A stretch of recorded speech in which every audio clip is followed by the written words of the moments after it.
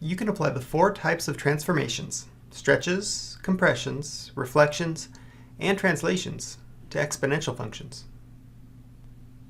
The graphs of y equals 2 to the x power in red and y equals 3 times 2 to the x power in blue are shown. Each y value of y equals 3 times 2 to the x power is 3 times the corresponding y value of the parent function y equals 2 to the x power. So note, in the image, we can see y equals 3 times 2 to the x power stretches the graph of the parent function y equals 2 to the x by the factor 3.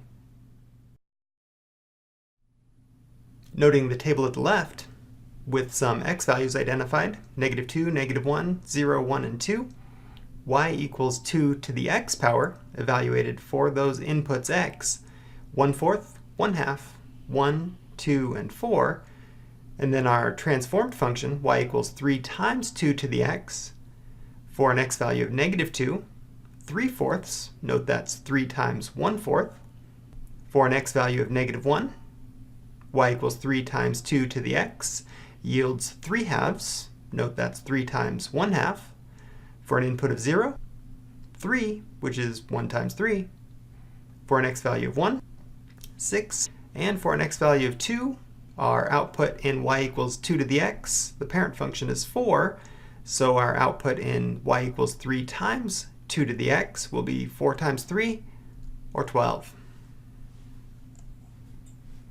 Problem 1. Graphing y equals ab to the x power. How does the graph of y equals -1/3 times 3 to the x power compare to the graph of the parent function? Well, step 1, make a table of values.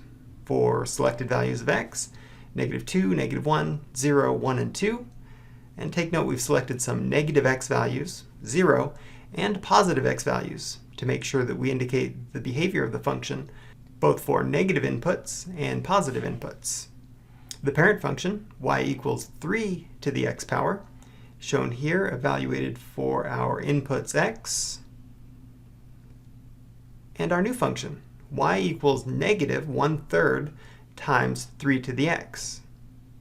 Note each value is -1/3 times the corresponding value of the parent function. Step 2, graph the function. First we see the parent function, graphed here in red, and then our new function, the transformation of the parent function, graphed in blue.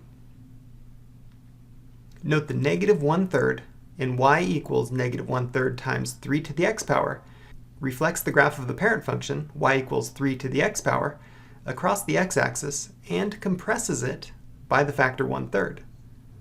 The domain and the asymptote remain unchanged, the domain being all real numbers, and the horizontal asymptote, the line y equals 0, or the x-axis.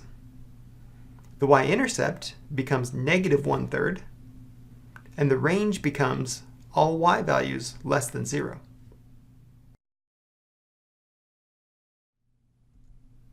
Your turn. How does the graph of y equals -0.5 times 5 to the x power compare to the graph of the parent function y equals 5 to the x power?